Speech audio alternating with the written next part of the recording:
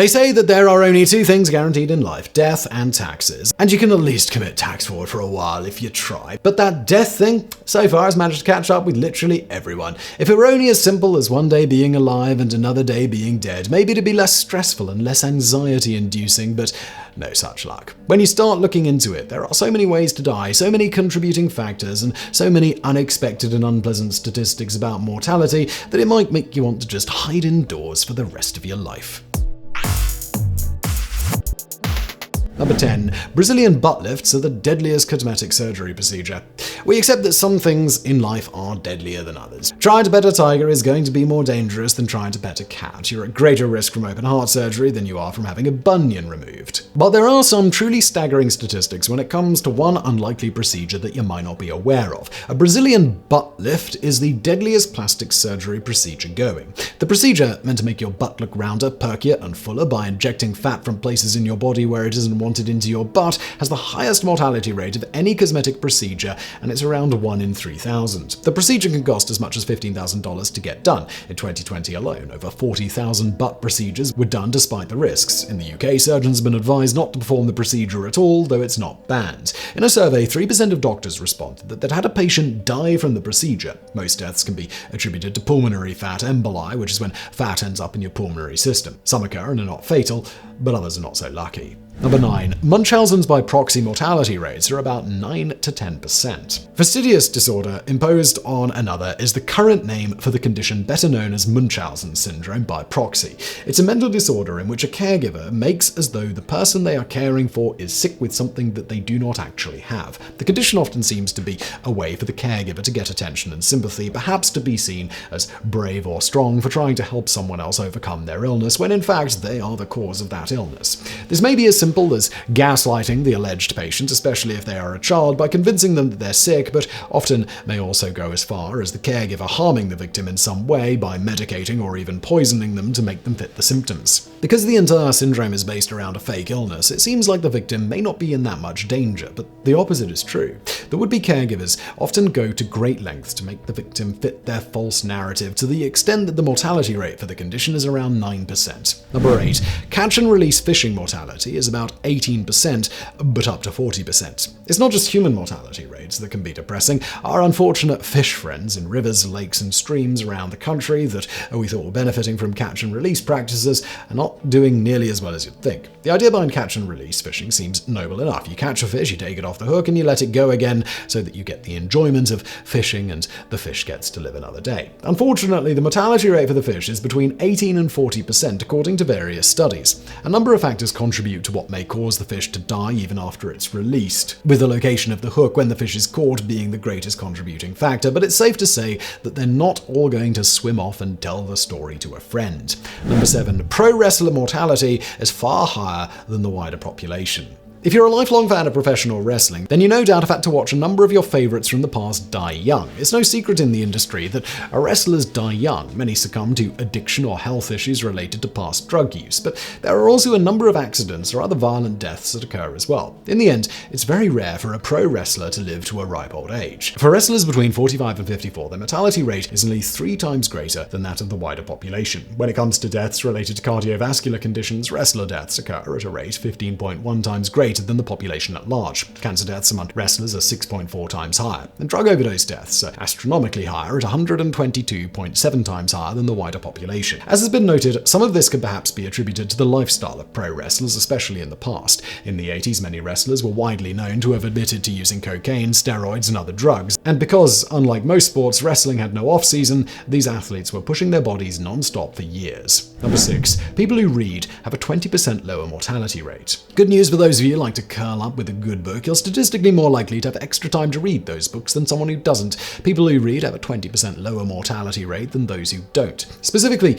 you need to read books to achieve the statistically significant benefits of reading, and magazines or newspapers won't cut it. The speculated reason is that a book engages your mind in a way magazines and newspapers can't, which translates into greater mental engagement and a tangible benefit to your overall lifespan. Number 5. Ford Fiestas have the highest mortality rate of any car.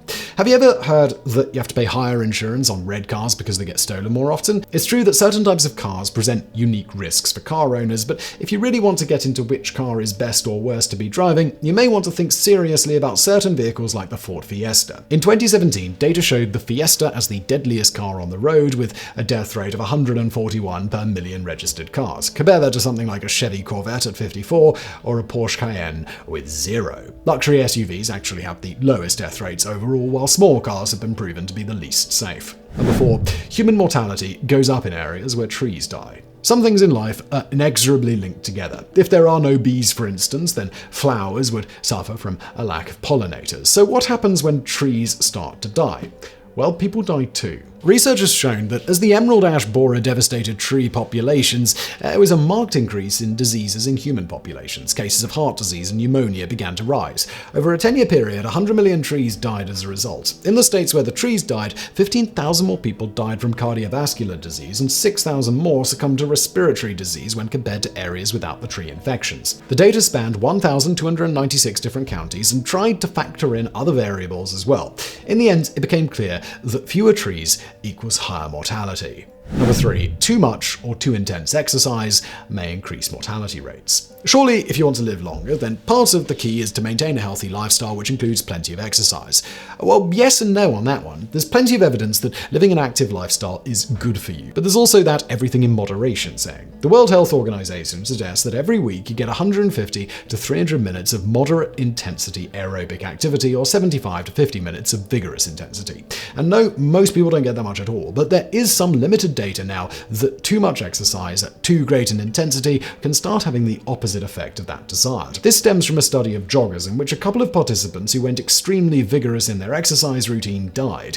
Other studies have also shown that you may be at risk of cardiovascular problems if you frequently engage in serious endurance exercise running like marathons. These results are still being debated, but there is also limited evidence that you get any benefit from pushing your workout to extremes, so the safest bet is to probably stay somewhere in the middle. Number 2. Taller people have a higher mortality rate. Some traits are seen as more desirable in modern Western society than others. A lot of these traits are physical, and we only have so much control over them on an individual basis. There's little you can do, for instance, if you want to be tall but aren't, and yet it's hard to deny that many people see being tall as desirable and attractive. So, good news for the vertically challenged. There's some evidence that being tall isn't all it's cracked up to be. Taller people in general have a higher mortality rate. In one study, every 4 inches of height increased the risks of all types of cancer in postmenopausal women by 13%. Each additional inch in height for men turns into a 2.2% increased chance of death from literally any cause compared to shorter people. Number 1. Robert Liston performed a surgery with a 300% mortality rate.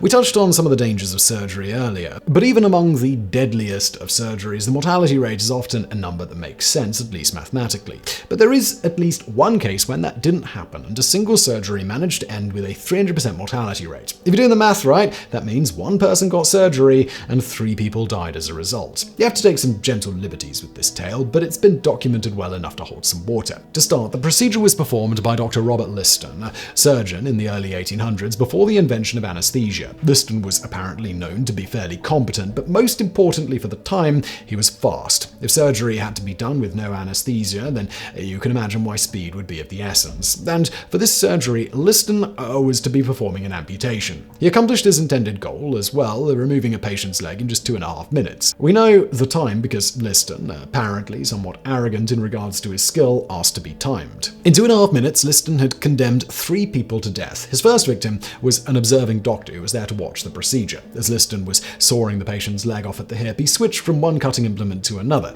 In his haste, he slashed through the coat of the observing doctor, and though he never cut the man, apparently the fellow was overwhelmed by the fact that he saw spurting blood and felt the pull on his coat as Liston tore through it. He died of a heart attack. Meanwhile, Liston needed the patient to be restrained for obvious reasons, so he had an assistant hold the poor man down. Liston cut the assistant's fingers off as he removed the patient's legs. Both surgical assistant and patient went on to develop gangrenous infections and died a short time later, cementing Liston as the only doctor to ever kill 3 people in a single surgery.